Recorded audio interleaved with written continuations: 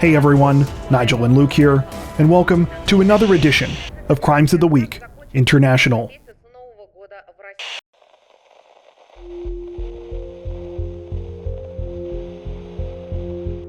Authorities in the Australian state of Victoria are investigating a heinous murder this week after a mother was fatally stabbed in front of her two children while she was attempting to protect another boy. The whole thing unfolded on the morning of November 16th, when the victim, 51-year-old Vicky Van Aken, was at home with her two sons. According to reports, sometime earlier, a 17-year-old boy who lived next door had come over to the property in an attempt to get away from his dad, and Vicky had allowed him to take refuge there. At around 11:15 a.m., there was a knock at the door, and Vicky went to see who was there. It was then that she was allegedly attacked with a knife by the 17-year-old's father, 47-year-old Milorad Zeric. The horrifying doorstep attack reportedly happened in full view of Vicky's two terrified boys, who were forced to watch helplessly as their mother was stabbed to death. They, along with the 17-year-old, were then allegedly chased from the home by the knife-wielding attacker, who managed to injure the teen in the hand. When emergency responders arrived at the scene, sadly, nothing could be done for Vicky. Zeric, meanwhile, was arrested back at his home, where he apparently fled after carrying out the attack. At the time of this recording, authorities say that they are still piecing together all of the details of what happened, but that they do not believe Vicky had any prior relationship with her alleged killer. Police say that this is not a domestic violence incident, and that rather, it appears Vicky was murdered simply for trying to be a good Samaritan. As for Zeric's motive, and why he was allegedly attempting to attack his son, nothing has been confirmed. Relatives of the 47-year-olds claim he has never been in custody before, though say he was in withdrawal from drugs and alcohol. He has now been charged with murder.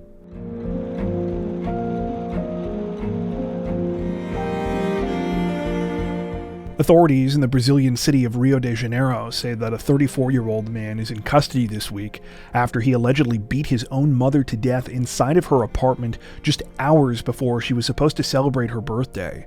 The whole thing started around 4 a.m. on November 17th, when neighbors of 63-year-old Marli Ferreira Paes noticed disturbing noises coming from her home in the city's Barra da Tijuca neighborhood. Several of them called police after hearing loud banging sounds, as well as what they believed were screams for help. When officers arrived at Marli's 7th floor unit, they were greeted by her 34-year-old son, Rafael Paes Castro. After opening the door, he appeared disoriented and apparently could not explain what had happened. Sadly, it wasn't long after that police found Marli's body. She had been horrifically beaten and was pronounced dead at the scene. Making matters even more tragic, that same day, Marli was supposed to be throwing a barbecue to celebrate her birthday. Chillingly, her guests only found out what had happened when they began arriving for the party and learned that she had been killed. At the time of this recording, authorities say that they are still investigating, but that the 34-year-old suspect suffers from bipolar disorder.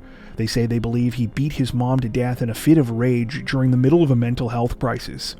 According to local media sources, Castro was on at least 3 medications at the time of the incident. Police say that when questioned at the station after his arrest, nothing he was saying made any sense. Currently, Castro remains in custody on suspicion of murder. However, he is expected to undergo a competency and mental health evaluation. The situation is still developing.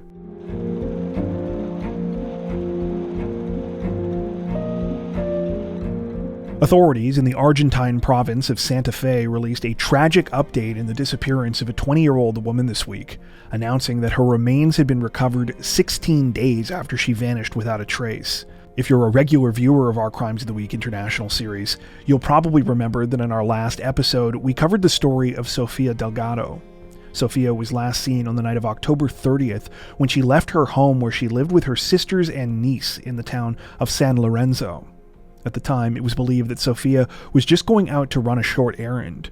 She said she was heading to a local shop a few blocks away and only took her cell phone, keys, and a small amount of money with her. However, she never returned. A search was launched the following day, and pretty quickly, alarming details began to pile up.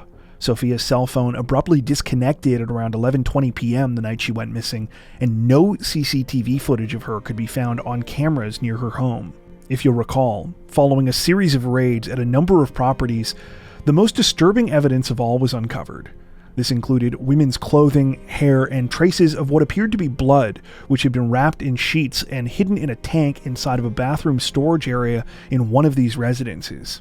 You might also remember that on November 11th, 2 arrests were made after another search was conducted at the home of a man and woman 80 miles south in the city of Pergamino. During that search, police recovered several hard drives and thumb drives, 2 notebooks, and a large amount of sex toys. Both the man and woman were arrested in connection with the case. Despite the arrests, this was essentially all we knew about the case at the time of our last report. It was unclear what theories police were pursuing, and more importantly, Sofia's whereabouts were still unknown. Sadly, we now know that this all changed at the tail end of last week, when police were alerted to a terrible discovery. In the early morning hours of November 15th, human remains were found in a burlap sack at the side of a road in the community of Ricardone, roughly 5 miles from Sofia's home. Inside was Sofia's body.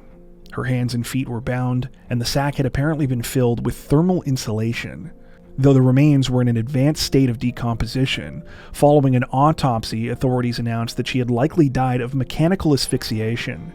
Due to the state of the body, they also said that she was probably killed shortly after she first disappeared. Around the time that all of this was announced, police also revealed that they had conducted several more raids at additional properties and places of interest. One of these locations was a local warehouse where a vehicle believed to be connected to the disappearance was being stored. The vehicle, a Peugeot 308, was seized, and police say that they are analyzing blood, hair, and other evidence found inside. The Peugeot apparently belongs to the male suspect who was arrested last week, and who has now been identified as 35-year-old Alejandro Jose Bevilacqua. As I mentioned before, police were unable to find any CCTV footage of Sofia after she left her home on the night of October 30th. However, a vehicle matching this description was caught on camera outside near her residence. It's now believed that Sofia either got into the car willingly or else was forced into it by one or more suspects. Speaking of suspects, in addition to Bevilacqua's girlfriend, 29-year-old Miranda Leguizamon, authorities say that they have now arrested 3 other suspects. So far, only one of these people has been identified by name, Eduardo Mordini. However, both of the other suspects are connected to him and Bevilacqua. According to police, Bevilacqua and Mordini are acquaintances, and the 2 other arrested are said to be Mordini's romantic partner as well as a man who works for him. It's also been revealed that Mordini owns the warehouse where the Peugeot 308 was found. In terms of the circumstances of Sofia's murder, police say that they are currently investigating several theories. However, they have stated that most of them involve an alleged romantic relationship between Sofia and Bevilacqua. Authorities have also revealed that Sofia struggled with drug addiction and at the time of her murder had made multiple attempts to get clean and start getting her life back on track. Currently, all 5 of the suspects remain in custody, though Bevilacqua is said to be the prime person of interest in the case. The investigation continues.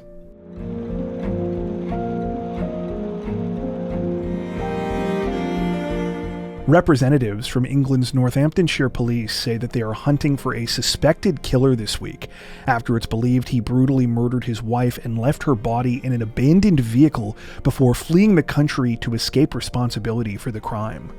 The case began sometime on November 13th, when Northamptonshire police were contacted on behalf of the worried family of 24-year-old Harshita Brella. The family members themselves were in India, but had some people they knew reach out to authorities after they said they hadn't been able to get in contact with Harshita for several days. During a conversation, police were told that Harshita had last been heard from on November 10th while on a phone call with her family. At the time, she said she had just finished making dinner and was waiting for her husband, Pankaj Lamba, to come home. In the hours that followed, Harshita's phone was shut off and it was never turned on again. After receiving this report, police went out to the home where Harshita and Lamba lived in the town of Corby. However, there was no sign of either of them anywhere. Authorities quickly found further reason for alarm. A neighbor said that she remembered overhearing an argument between a man and a woman. She said she didn't understand what the pair were saying because they were speaking in a different language, but it appeared heated, and she said the woman sounded scared. As investigators learned more about Harshita's life, they became incredibly concerned for her safety. According to her family, she had moved to the UK from India after an arranged marriage to Lamba this past spring. Initially, she was very excited, but her new life had not been a happy one. Lamba was extremely abusive, and at one point, Harshita had run away. In September, a domestic violence protection order was issued against Lamba following a disturbing incident in which he was witnessed chasing Harshita out into the street and hitting her. As authorities were putting all of these details together, they were also conducting a search for Harshita. Sadly, it came to a crushing end just a day later when her body was found in an abandoned vehicle in Ilford, more than 95 miles away from her home. Harshita's body had been stuffed in the trunk, and it was determined she had been murdered. While Lamba is now the prime suspect in the case, police say they fear that he fled the country on November 17th. An international manhunt has now been launched for him, though so far no updates have been provided on his suspected whereabouts. At the time of this recording, Harshita's grieving family are demanding answers and say that they want to see Lamba brought to justice. Police, meanwhile, are asking any members of the public who might have information about the case to please come forward.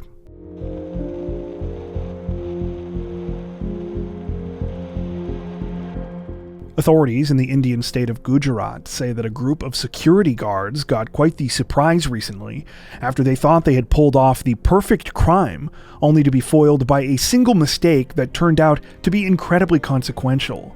The whole thing began towards the end of October when the group of 11 suspects, all of whom were guards that worked for a security company, decided to rob the factory where they had been stationed in the city of Ahmedabad. The factory was owned by a company called Varuna Electronics, and the suspects set their sights on a particular item that they manufactured there: submersible pumps, which they evidently believed would be easy to resell on the secondary market. The 11 guards came up with an elaborate plan, one that involved staging the heist to look like an ordinary smash-and-grab robbery. It seemed they believed that this way no one would ever figure out it was an inside job. The suspects reportedly put their plan into action on the morning of November 1st, taking advantage of the Diwali holiday. The factory had been shut down the previous day and wasn't scheduled to reopen until the 5th, giving them plenty of time. When employees returned to the building, they noticed that 21 of the 71 submersible pumps that were inside the premises when they left were missing.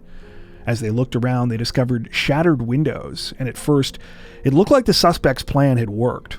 Police came in and looked for evidence on the surveillance system, but discovered that power to the factory had been shut off at 3:40 a.m. on the 1st and wasn't turned back on until nearly 2 hours later. In other words, there was no evidence of the actual crime. Or, at least, that's what they initially thought. You see, while shutting off the electricity had disabled almost all of the CCTV cameras, it turned out that one of them wasn't hardwired to the building's power. This single camera ran off batteries, and it just so happened to catch one of the security guards in the act during the theft. Once that guy was caught and questioned, he flipped on the others, revealing the whole plan. At the time of this recording, it appears the 11 guards have been arrested, though it's unclear if formal charges have yet been laid.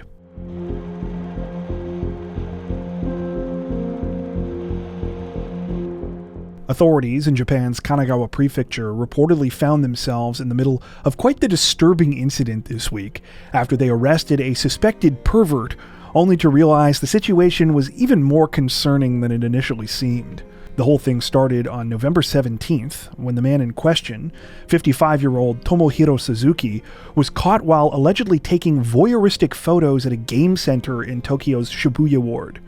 After being brought in for an interview, police reportedly went through his phone, where they made a startling discovery. The thing was apparently littered with pictures and footage of a woman's underwear, ones that it looked like he had shot himself. Upon further questioning, police were able to piece together the strange and unsettling circumstances behind the photos and videos. The whole thing was creepier than they ever could have imagined. Authorities now allege that sometime back in June, Suzuki went into a bag belonging to one of his female subordinates at work and stole her apartment key. Before she noticed, he made a duplicate and returned the key, after which he began going inside her unit in the city of Yamato while she wasn't home. In addition to taking photos and videos of the female victim's underwear, the 55-year-old also allegedly set up miniature cameras in her kitchen and bathroom. This wasn't a one-off thing either. According to police, he had been in the woman's apartment around 40 times before he was finally caught, with the most recent incident happening just 2 days before the situation at the game center. From the way it sounds, the female victim had no idea any of this was happening. When confronted about all of this, Suzuki apparently offered a partial confession, though bizarrely claimed he didn't mean the woman any harm and just enjoyed looking at her underwear. He stated in part, quote, "I did go into her apartment because I liked looking at her underwear, but I never planned to steal anything. I had feelings for her." Police say that Suzuki was arrested on suspicion of attempted theft and breaking into the apartment, though it's unclear if he's yet facing formal charges.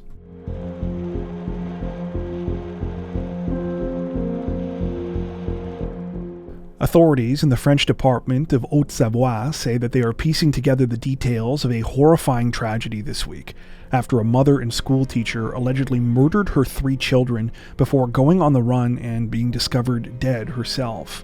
The awful situation was uncovered at around 1 p.m. on November 12th, when the grandparents of the 3 young victims went to check on them after becoming concerned. When they entered their chalet home in the French Alps town of Taninges, they quickly made a devastating discovery. 13-year-old Victoria, 11-year-old Noé, and 2-year-old Jules were dead. All 3 had been fatally stabbed. Attention quickly turned to the children's mother, Deborah Pell. The 45-year-old schoolteacher was nowhere to be found, and her Audi SUV was missing from its usual spot outside. After launching a manhunt, French authorities asked for assistance from their counterparts in Switzerland. The town of Taninges is only a few miles from the Swiss border, and Pell was a dual French-Swiss national. The following morning, Swiss authorities announced that Pell had been found dead. Her body was discovered inside of her SUV in the canton of Valais after police were able to confirm that she had crossed over the border. Currently, her cause of death has not been confirmed, though it's said that she took her own life. As to why all of this happened, police say they are still investigating, and so far nothing has been confirmed. However, reports from multiple local media outlets have highlighted comments from those close to Pell and her children, suggesting that she had been struggling with depression and other issues. According to these reports, Pell had been removed from the school where she was teaching at the end of last year and transferred following a petition from parents. The parents claimed that she was too strict with the children in her class and cited a number of unsettling incidents, including that she had thrown pencil cases in some of the kids' faces and that she would make students stand for long periods of time as a punishment for, quote, moving around too much. Additional information suggests that relationship troubles between Pell and her husband may have also played a role in her deteriorating mental state. The man, who is said to be the father of her youngest child, apparently moved out recently, prompting some locals in the area to speculate that perhaps she killed the children out of revenge. Pell's family members, meanwhile, have fought this characterization, saying that before her recent struggles, she was a well-liked and respected member of the community. The 45-year-old was an accomplished flautist and participated in a bunch of community music-related programs. This resulted in her being recognized and given an award for her dedication to music as recently as 2022. At the time of this recording, everyone involved is still attempting to come to terms with the awful situation as police continue their investigation.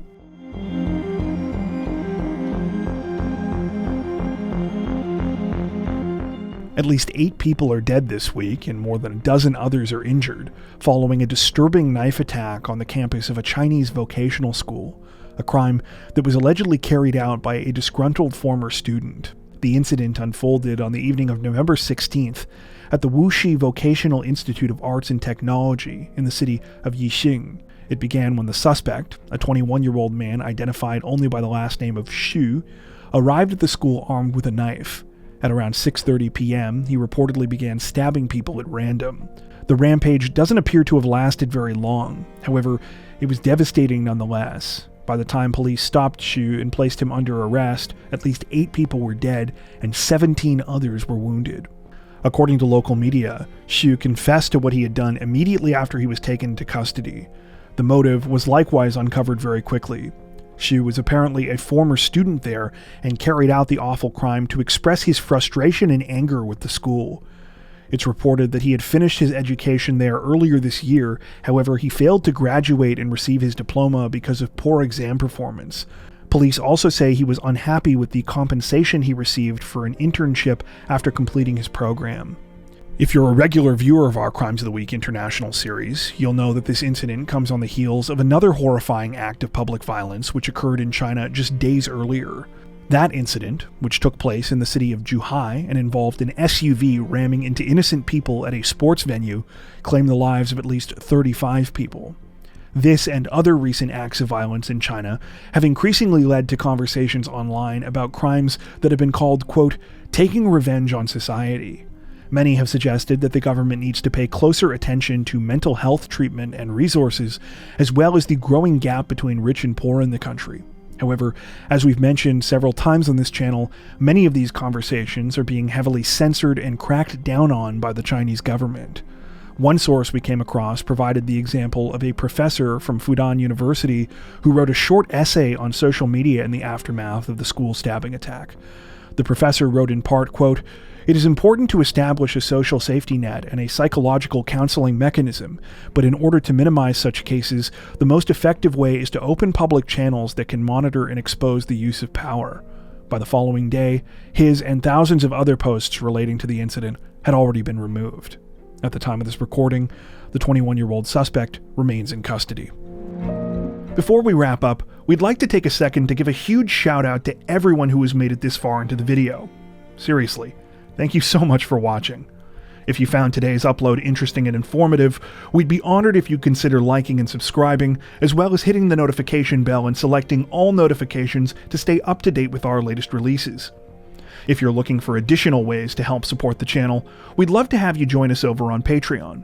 Patrons get ad-free and early access to all of our content, as well as 4 additional stories per week for each of our Crimes of the Week and Crimes of the Week International videos.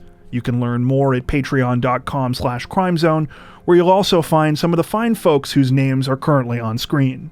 All that being said, we understand that not everyone has the means to support financially, and that's totally okay. We appreciate every like, sub, share, and comment that you send our way. Once again, thanks so much everyone, and take care.